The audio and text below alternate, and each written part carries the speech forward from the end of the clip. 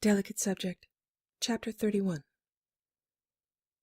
With tyranny, pleasure, and incense spiraling through her, once he'd allowed her to draw a full breath, he rolled off the bed and stood, warm yellow light intensifying the colors on his skin, stripes and smooth texture over muscle. He carefully removed his tseni as she watched. He shed the cloth as he had shed fear and worry, any tentative air around him. Gone. No shadows in his eyes, no hesitation in his movements. He looked younger purely through the way he moved, the set of his relaxed features. She hadn't thought of his age before. She and Garrus were nearly exactly the same age, and that paradigm had extended to Thane. She recalled he was actually older than they were. Taurians and humans had a lifespan of about 150 years, and she and Garrus were in their 30s, 1/5 of the way through their lives. Thane was in his 40s, halfway through the Drell lifespan. Drell did not wrinkle or go gray, and she never could tell their age. She'd never asked Urim. Before her was a new, ageless man. Her beautiful bride. She smiled as his grace flowed through his limbs, the deliberate stalk in his step relaxed. Fully lit, and owning where he stood, accepting sunlight on his skin instead of fading into preferred shadows. He held his space as he did when he cycled through his kata, mindful of each breath and intention. But now it was easy, effortless. His demeanor reflected the difference between broken and bruised skin shrinking from being touched, and whole skin arching with pleasure under a caress. Her face transformed looking at him, a curve of her lips and appreciation in her eyes as she raised herself up on one elbow to watch him, and said, "Feeling any greener yet?" He stood with the poise gained from longer than her lifetime of discipline and exertion, slow double-lidded blinks from his eyes. The momentary impression of differential of age disappeared, and he was returned to enigmatic and ageless, some creature from dune or wave, some myth of elemental immortality. She grew timelessly distracted, watching him stand, move, the skin they denied each other revealed. That's what happens when you're iridescent and glowing and smiling like that.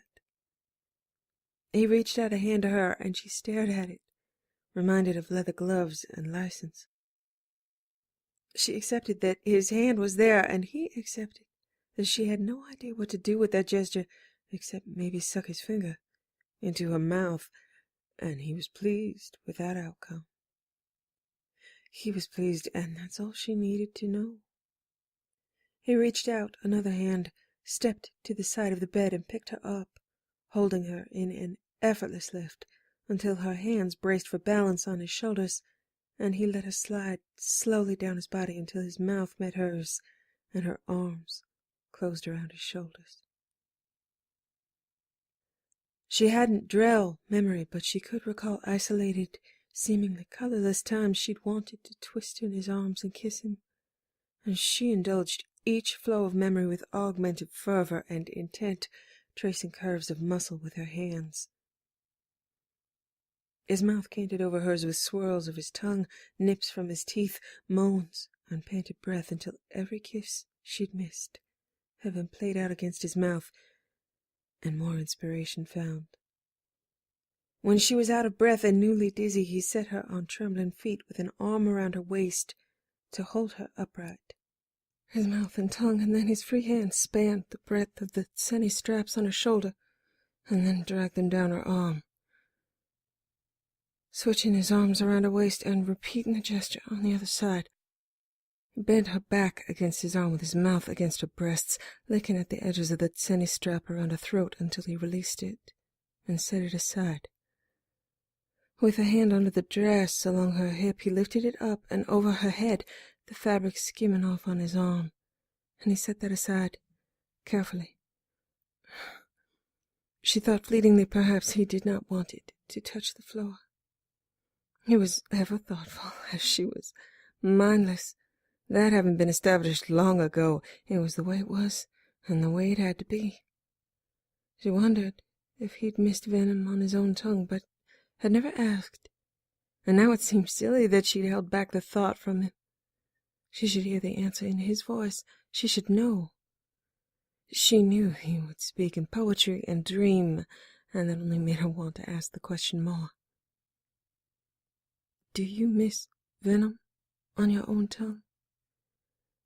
He twisted her hair idly on and off fingertips, then wrapped the length around his wrist, pulled her hair to the side, and said in her ear, "Yes." She laughed and wasn't insulted, just surprised at the blunt answer.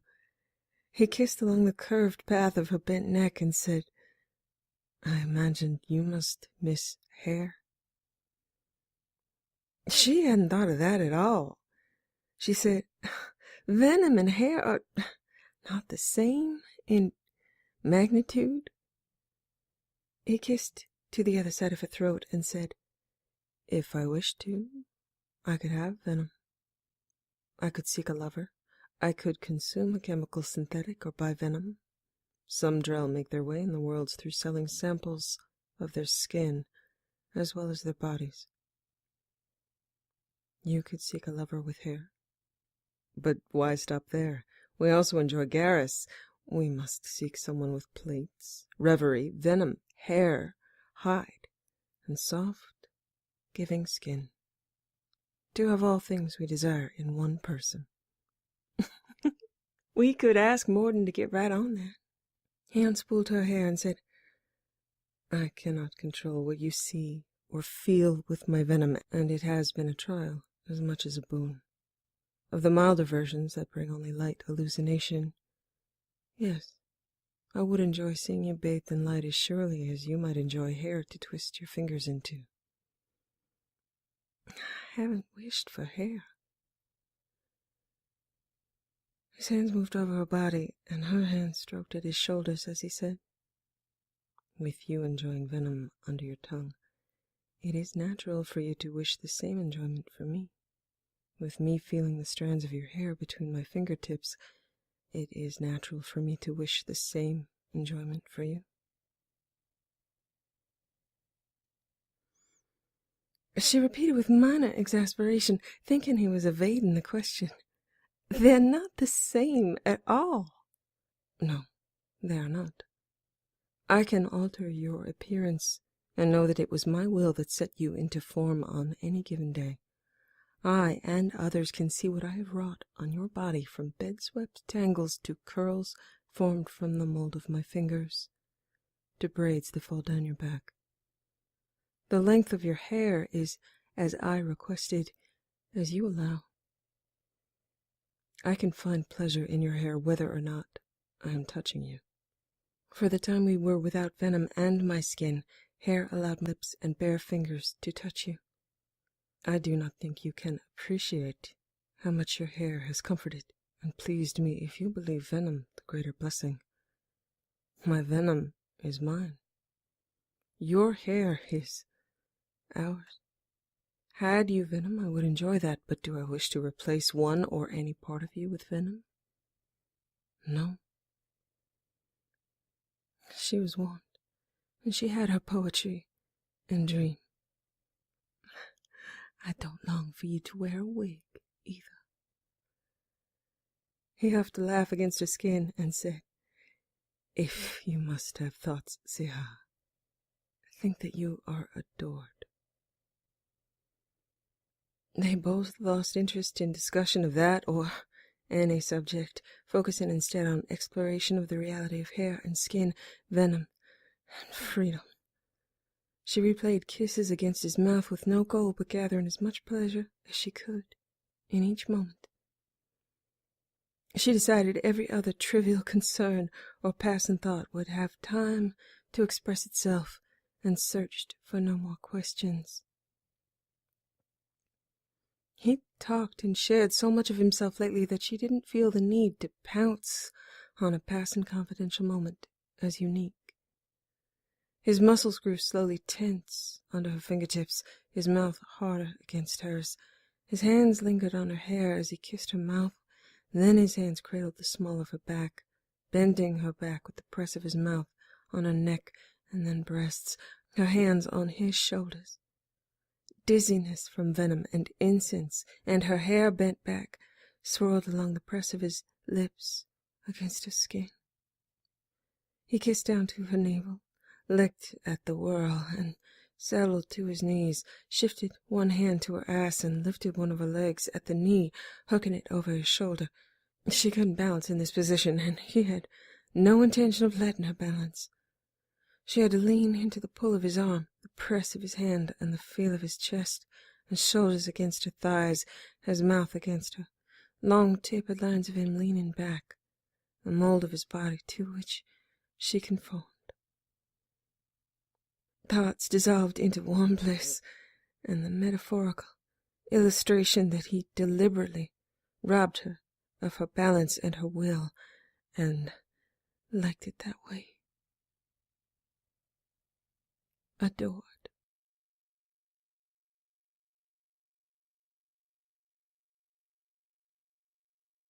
She contemplated being adored when she could think at all, which was not often.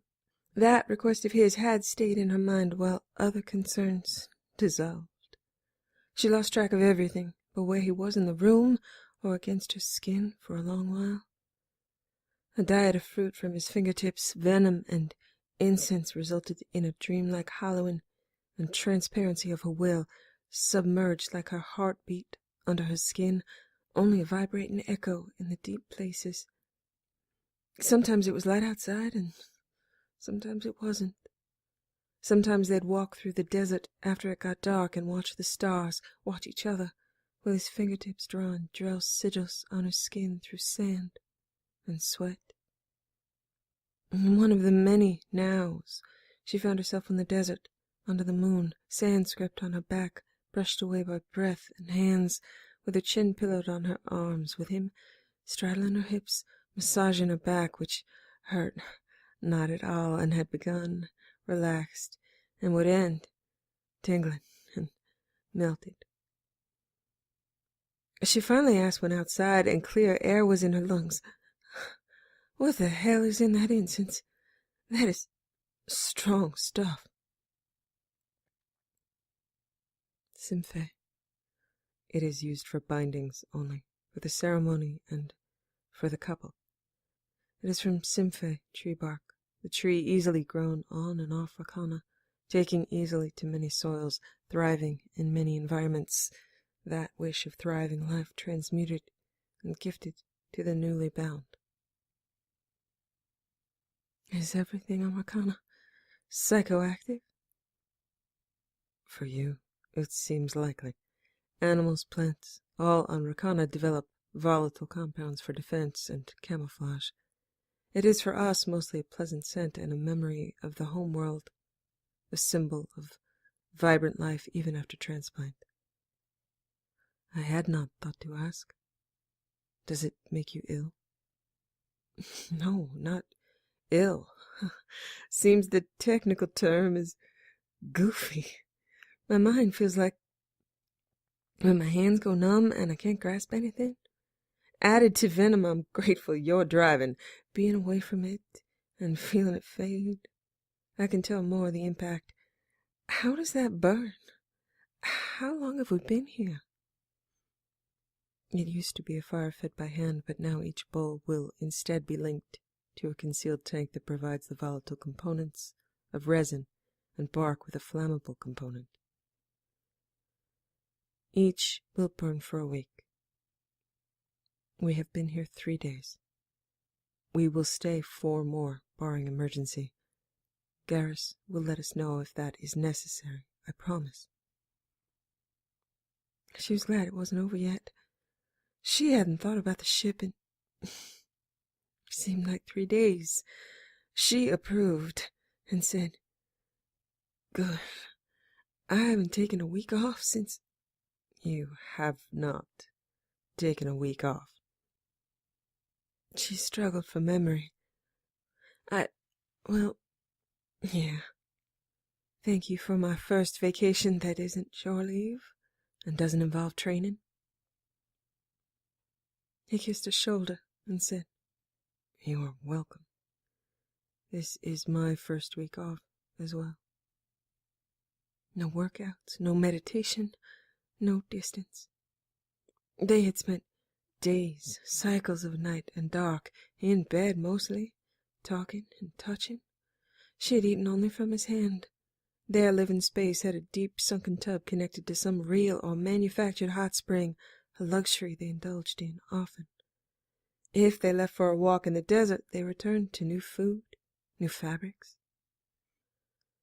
Now he lifted her and repositioned her into the space between his legs, where she fit like home.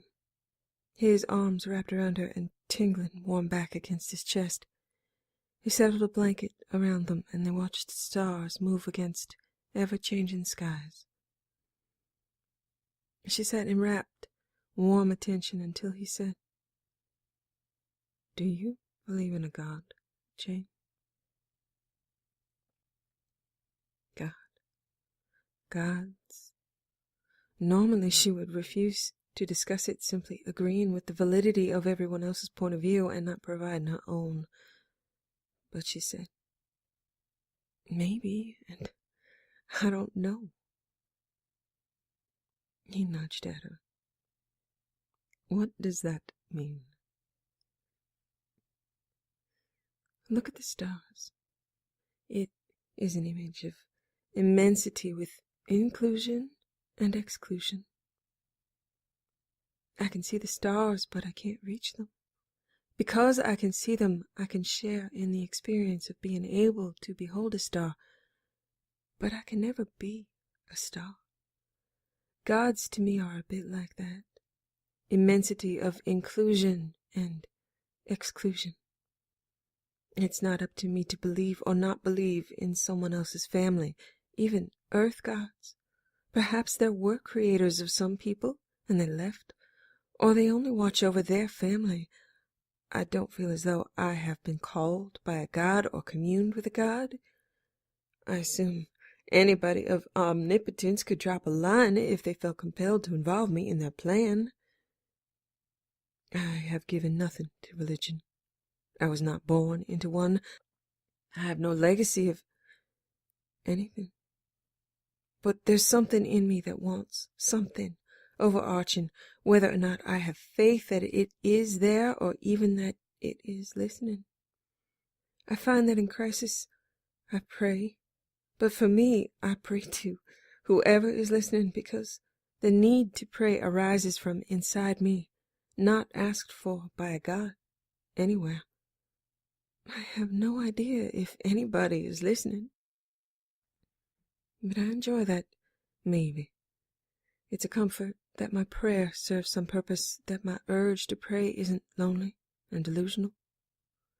When I pray like that, I remember there's an earth saying that there are no atheists in foxholes. So there's my military tradition and tie-in.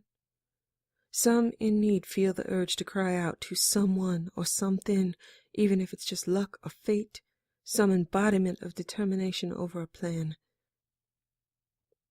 I pray to the Normandy to keep us safe.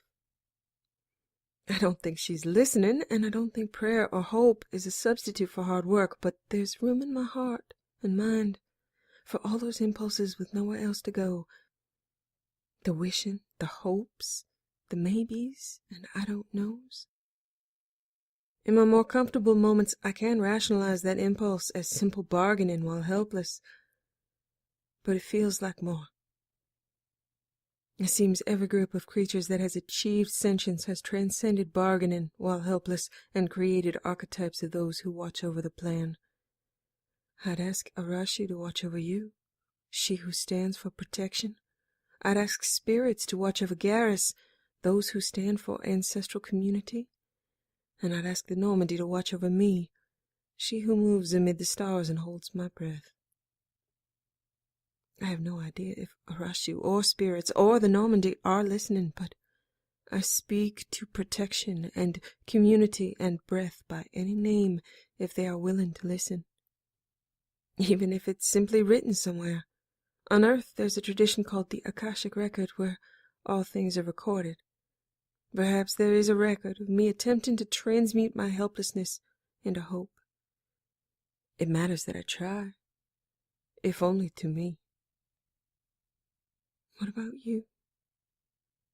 What do you believe? He kissed the side of her throat and said, I have had faith, but it was rooted in fear. Fear of failure. I was taught to revere the gods, and I do, but it is not the faith of a frightened child as it once was. Much like you, I revere what they stand for. Protection, afterlife, the hunt. I spoke to them of what I wanted, what I needed to accomplish. They have been my only companions along my full journey. And this moment I discover it is not what I wish to do that matters to me, but who I wish to be, and who I wish to be with, and how I wish to be with them. And for that, I need no assistance. If they have provided for that love to exist, I revere them with every breath. But also in this moment I cannot imagine any god of righteous purpose creating circumstances for love this powerful, and then allowing it to pass from the worlds. I revere their creation, and revile their lifting no finger to prevent its destruction. It results in only me standing between those two extremes that cancel each other out, and only you standing beside me, and Garrus at the other side. 3 archetypes of more meaning than I had imagined previously. Alone they encapsulate the purported best of their homeworlds, and together they transcend them. I find I have no words in prayer. I have the greatest cause to pray in a life, yet my tongue is still. I have no humility before gods that would not welcome humans or Turians. My gods have become unworthy before what we have wrought together. I do not wish to go to the shores alone to wait and watch the horizon. The only creatures I have encountered that approach powers of gods are reapers, and I defy them. It is not a crisis of faith nor a crisis of fear. It is not a crisis. I shall pray to my gods as they bring me peace, bring me order. The thought of them is a comfort, and I have a place to give thanks for my blessings. I have faith my gods will aid me, and it would be ungrateful to spurn their gifts. It appears no god can help who we are together. We must help ourselves. She thought for a moment, and then asked, Are there any stars visible from Earth, Rakana, and Paladin? He took out his Omni tool and did a few reference searches. Near to Argus Rho is a quasar that should be visible from all 3 planets. She nodded and leaned against his chest and said, All right, we need a more inclusive prayer. Perhaps not the gods. Perhaps only to ourselves. So if we die and I end up in some sort of Earth afterlife, Garrus is with the spirits and you are on the shores. We make our way to Argus Rho. And we should do that how? She shrugged. We'll have eternity. We can figure it out then. And if there is no afterlife? Then the gods are not worth our time. Otherwise we pick a direction and we go that way. She could not tell if he was assured, but he was amused. I shall pray to my gods for the mundane needs I have. I shall warn them that if you are not permitted at the shores, your Tseni will adorn Argus Rho, and so shall mine. It's a deal. I shall pray to the Normandy for my mundane needs. I would happily join you at your shores, if permitted. If not, well, they'd be fools to let you go. Something I will never do. So we create a new place where all are welcome? Maybe not all. Well, why not? We'll be dead. What do we care? There are no consequences. I should be generous with my new prayers. Vorcha, Batarians, and Reapers welcome. Seems a small price to pay for remaining together. Perhaps a home for those who love. Those who value the bond of love beyond a bond to a god or a bond to themselves. I would gratefully join that community. You would be creating that community. She turned to kiss the side of his neck. We would be creating that community. That's how religions start, right? Someone gets an idea and shares it. Something strong. So it is that simple? No, of course not simple. We'll have to figure it out. But a little while back, if someone had told me that I'd help fix Kepro syndrome, danced in a Palavan madness, worn Seni, and bound wrists with a drell wearing his own, plus I helped destroy a collector base, maybe I'd believe in me. I believe in you. And I believe in you. We'd have eternity. You can be keeper of the memories. All you have to do is sit and look pretty and remember us. Garrus and I will come and bust you out. Anything for our beautiful bride. Would you prefer that we arrive on winged horses or just a shuttlecraft? I would prefer that you not die. Well, I can get Miranda to work on that. Maybe she can keep bringing me back and you can catch me up. I'll be surprised, I'm sure, but you are persuasive. So, I need to save up a few billion credits for that eventuality.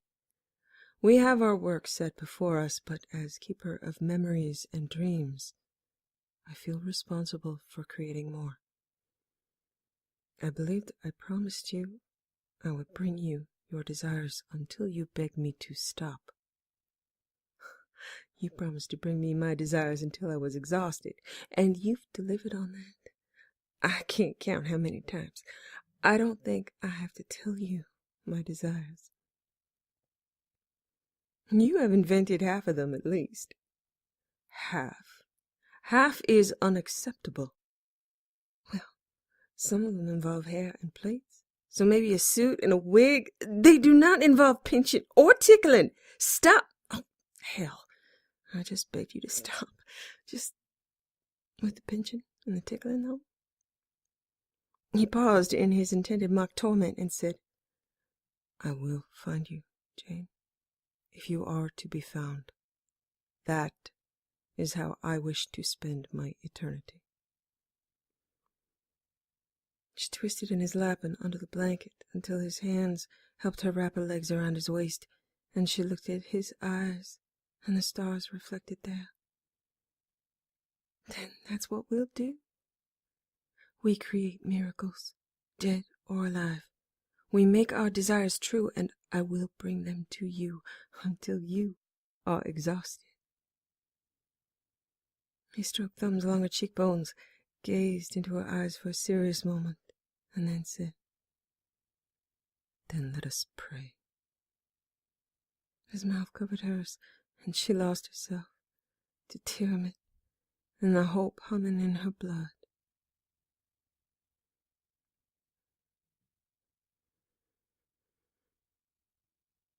On the last day before they left, they visited Maril and spoke to those in the settlement that wished to speak, hoisted and hugged little drell children that threw fruit-sticky hands around their necks. She promised fervently to return and said she had never been happier, never experienced so much joy, hospitality, and communion. She promised to stay in touch, and she knew she would, vital to new growth in her soul, to see this place thrive, to return, to keep that template of hope in her heart. It seemed a long way from her accustomed gunfire, but this, here, them, was the reason why she fought so hard. She knew people could be vile and cruel, but she fought for places like this, people like this. Even if she'd never been there or met them, she'd always had faith in them existing, and now she had a clear image, sense, and tastes. Peaches were now her favorite. They spent the final night, as had become their custom, deep out in the desert, having walked far, but always able to find home in this deep, flat basin. She did not regret leaving, though she would miss new family. It was time to return to her other family, her other goddess in the form of the Normandy, and wrest lightning and thunder again to their whims. She woke in their early morning bed with sun slanting in, looking at his sleeping face. Still a rarity. For their time here, he had always been awake when she was, but she had some moments with weak yellow sun to memorize his face, the relaxed lines, and his sleep home. Adored.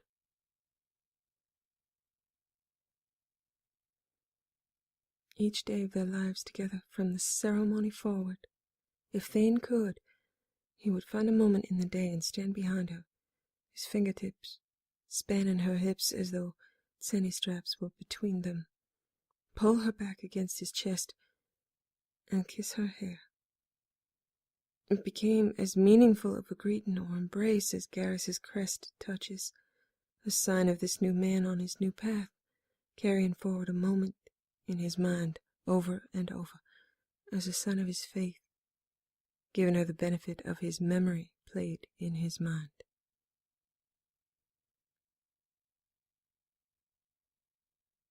They met the shuttle, and she ran forward to jump into Garrus's embrace, raining kisses over his face and saying, "I missed you. You should have stayed. We have to come back here together." He smiled, having not budged from a full-body tackle, crest pressed to her forehead. He tilted her head up with a finger under her chin and said, "You look happy, Corinne. Are you happy?" She nodded vehemently. He said, "Good." He kissed her and set her on her feet, turned to Thane, who embraced Garrus, got the same crest touch and the same kiss. Garrus pulled back a moment and said, "Wait, he looks happy. I don't know what to do with that." She hooked an arm through Garrus's and said, "I know, it takes some getting used to. Give me a few years. Thane, keep it up." They both looked expectantly at Garrus, and he said, "What? What exploded while I was gone?" "Nothing. Boring Mars mission. You picked the best week." Thane raised a brow ridge skeptically. "Really, everything is covered. I'm not even going to brief you. We'll get back, you can both have some dinner with me, and then get some sleep. Everything waits until morning, then I'll turn her back over to you in better shape than you gave her to me." "We're happy, and nothing went horribly wrong. For a whole week? It's going to take the shuttle trip to get used to that," Garrus said with mock unease. He's smiling. Still. "Does he look younger to you?" "He does. I noticed he does. More to get used to." "It's gonna freak me out, but I'll get over it." She smiled back at Thane. "I won't." It was mostly talk of desert and Drell over dinner, and expressions of wishing to return altogether. More, not business, bringing the end cap to the longest stretch of vacation she'd ever had. Granted, it had taken hallucinogenic incense and venom to keep her under that much, but she'd do that again. She likely wouldn't get a chance soon, but that valley was going to be visited as often as she could manage, and she fought to extend the time that valley had to thrive. She was inspired. She had new ideas that had incubated and grown since her eyes had met Thane's in a mirror before the ceremony. But she'd wait until tomorrow. Garrus refused to talk shop, insisting that they were still on vacation, and they had one more night. She had loved being away, but she loved being home, with the reconnected hum under her feet and smiles on the faces of her men. She loved the fruit, but attacked a steak with gusto. It was not a bad thing to have heavens scattered for her to visit. Thane's smile was catching, and she saw Garrus turn his eyes to Thane often, a bit dazzled, by the transformation. She was also more than a bit. At a certain point when conversation lulled and he couldn't tear his eyes off Thane again, Jane and Thane stood up. Each took Garrus by a hand, who looked almost spooked. She got to watch Thane kiss Garrus. Always a pleasure. And let Thane lead him to the bed while she cleaned up briefly, got undressed, and then tangled herself in with her men, everyone looking forward to expressions of having missed each other. Garrus was adored.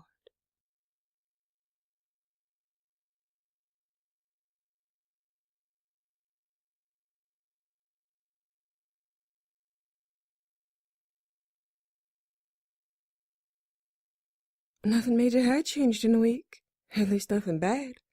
In their absence, Phaetos had begun to speak to Jack and to David. Courteous acknowledgement and curiosity. Garrus found it encouraging. Liara had found the plan she was searching for, she thought, but it was going to take some think-tank time to decide what they were dealing with and get some translation, so that was not hanging fire, just waiting for more data to come in. Garrus hadn't been holding back any tide. He'd just made tweaks to inventory and efficiency and did genuinely give her back a better ship than when she'd left. She called Liara and had a long talk with Farron about Drell resettlement, gathering some grim statistics on slavery and failed colonies. She thanked him gravely and then went to speak to Thane. She told him, "I have some ideas. Help me check my logic here. Attempts at resettling of Drell have resulted in having colonies wiped out by slavers, and it occurred to me we should do something about that. Hoping to solve two problems at once. We need to protect colonies and draw in active Drell assassins now at loose ends. I'm proposing that we establish bait colonies, draw in slavers, populate the colonies with hired assassins, and any other competently trained Drell that wish to participate. Set up whatever trail of evidence that has drawn attention previous, shipments of Drell-specific wares, whatever has resulted in colonies being hit. We can wipe out slavers, get their ships, find the bases, find their records, recover slaves, hijack funds, establish new colonies. It can be a mix of dummy and realistic, whatever you think is necessary. Work in colony with camouflaged members. Should take a heavy outlay of cash and materiel at the beginning, but we should recoup those losses and more once we start reeling in the big fish." Thane listened, his softer smile from seeing her slowly transforming into a harder appreciation of the scheme. He said, "I would enjoy that." "I was hoping to hear that. Wake up Yalis. Get her involved." "Are you certain that is necessary?" She shook her head, but said, "Her involvement ups the chances for success by magnitudes. Enough to take the risk. I don't need to run it. You can start it, and you can give her whatever mission involvement or supervision you find necessary. I'd be fine speaking to her to ensure she knows this is what I want, but I expect her to take your word for it. Let Phaetos in on it. From what I know of Drell raised to revere Rakana, this would be a very hard mission to turn down. But here, check my logic. I do not think Yalis is a personal threat to me, and she would be a unique asset in the scenario. I'm not about to give the woman a hug, but I am about to give her the opportunity to hold up Rakana's sky, and I think she could try out free will. Do you think she is a danger to me in any capacity?" Thane shook his head. "No, I do not think she would be a danger to you. I do believe she would be a danger to slavers." She smiled. "That's what I like to hear. Let's do it. Get Yalis' help with reconstructing what would entice Drell assassins to come into the fold through being hired or convinced, and through which methods. I don't care if you hire henna actors or run the whole thing yourself, whatever it takes through honesty or artifice to get the diminishing population of the Drell community working together to preserve themselves." Thane smiled and then said, "Do you wish for me to be in the room when you inform Garrus?" She linked her elbow through his. "Oh, hell yes." Smile at him. It is an excellent distraction. When they both arrived together in the battery, Garrus narrowed his eyes and then ended his call quickly. He said, "Now, I'm nervous." "Your instincts are on point. This is a frontal assault." Garrus sighed and leaned back against his console, hands over his chest as he said, "All right. Do it quickly." "I'm letting Yalis out and hoping to recruit Phaetos and other Drell assassins into forming dummy communities to lure in and overpower slavers." Garrus shook his head. "I stopped listening at 'I'm letting Yalis out.'" Jane shrugged. "Yeah, thought you would." "She's not coming on this ship. She's not getting near you." Thane said, "No, she would deal with me." Garrus threw up his hands and said, "That makes it so much better. I value your sanity much less than Shepard's." Thane said, "My sanity is solid enough. Yalis in this context is a capable young woman who would be given an opportunity to use her capabilities for the greater good for her people. Something she has done for a lifetime. Something Shepard allowed me to do. I choose to take on the risk weighed against the potential for success. You could do it without her. No risk. But with her, a greater benefit is guaranteed." For a week there I felt like I had things under control, and less than 12 hours later, Jane stepped forward and kissed his cheek, said, "I know. Welcome back." "Don't get me wrong. I appreciate the benefit to the Drell. Thane nodded. "It would be comfortable to take no risks, have victory assured under any circumstances, but that is not our choice." "I get to shoot her if she ever gets anywhere near you, right?" "Oh, hell yeah. I insist."